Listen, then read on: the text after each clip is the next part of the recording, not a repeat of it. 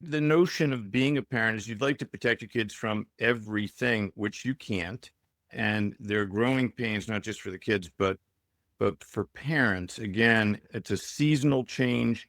It's a different season in your kids' lives, and it will recall for you things that you may have experienced, happy or not, that were about the age of your child. It's possible. I'm talking as a psychiatrist here, but when you were that age, if you had a loss, if you didn't have such a good school experience, whatever it might be, I wouldn't hesitate to say if I have had low mood in the past, if my mood tends to get worse around the leading edge of fall, if I don't have major depression, though, maybe I do try something like For Better Mood.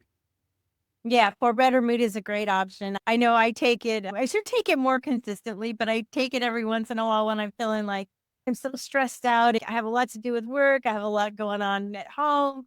Maybe I'll take one today. And honestly, for me anyway, I'm not saying this is true for everyone, but for me, I can definitely notice when I take it.